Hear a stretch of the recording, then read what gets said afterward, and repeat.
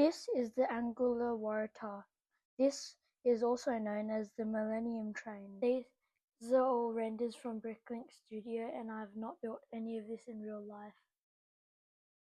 Since the Millenniums only work well as 4 cars, of course I've just built this in 4 cars.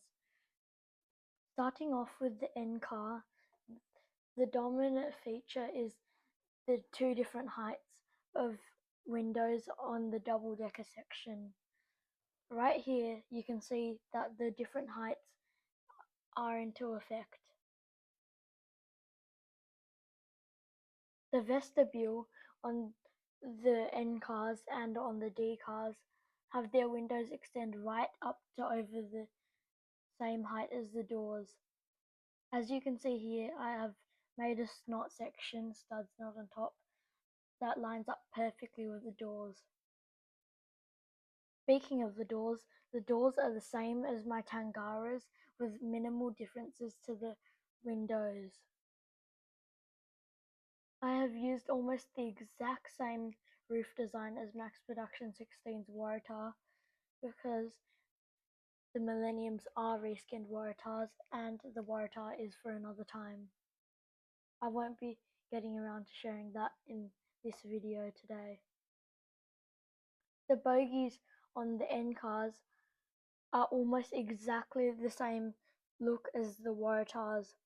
So I've just copied over the Waratah bogies and added minimal differences on them. Unlike my Tangara, I have not added any motors into this Millennium because I haven't been bothered to get it around to building it with motors. And this would be way too hard because of the details on the bogies and because these are different to the Tangara bogies.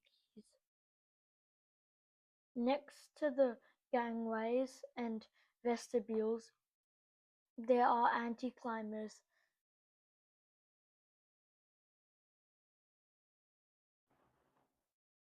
Once again with the doors on this Millennium, I really love how the different heights of plates make it look like it's curved.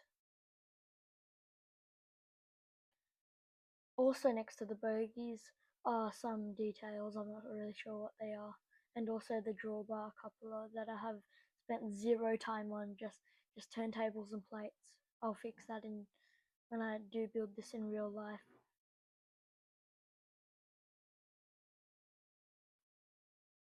The D cars have almost the exact same shape up until the double-decker section, which the double-decker section is shorter, removing the smaller window seen on the N car.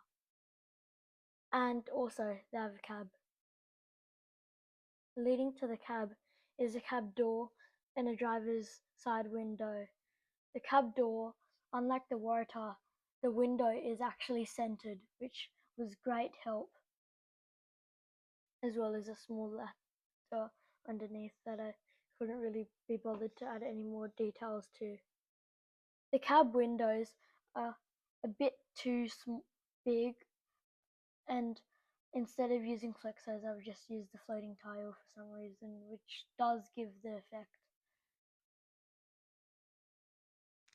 I've used flex hose to transition into the cab. Speaking of the cab, we're going to move from the bottom up. The bottom uses curved slopes and curved slopes corners with a headlight there, or ditch lights or something. Not really sure. I'm pretty sure they're ditch lights. But anyways, it looks really nice where how it curves into here and how I've added this extra black bit bottom here, as well as anti-climbers, which are supposed to say M set or like M, for example M11 right here.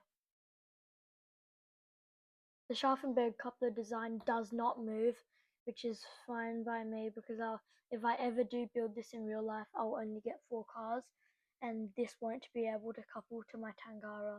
Instead, my Oscar design, which I'm still working on. Above this is a small footplate with a 2x4 tile. Now moving to the actual cab. Starting at the bottom here, the curves slope, or rather cheese slopes, are collided, but that's okay, I'll just fix that in due course.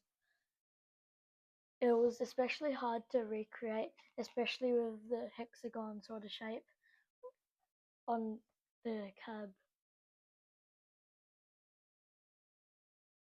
The bottom section is almost identical to my Waratahs, with the only difference being it is recolored into the Millennium City Rail livery. The windows aren't the same as my Waratah, since I had to add in the curved bits, as well as the desto and the transition up to the roof, which is pretty straightforward. Well, it's not really that straightforward, but it gives the look, even though it is slightly blocky. As well as this is like pretty much the same design as my Waratah. You can see where the line is for the livery, but it actually works surprisingly well. I have also added that same detail as my K-set, the check valve or something, for the switches and stuff, but that's fine that I haven't added the actual detail, but because this doesn't have enough space, rather I've just added a small clip plate. The pantograph is pretty much copied from my Tangara design, and the base is almost the exact same as Max Production 16's Waratah. This will be a 42013 part in due course, but as I said, I can't really find 42013 in Bricklink Studio. I've tried it multiple times. And lastly, this concertina is just made out of grill bricks, like my XO5, but it gives off the vibe of the concertina on the Millennium.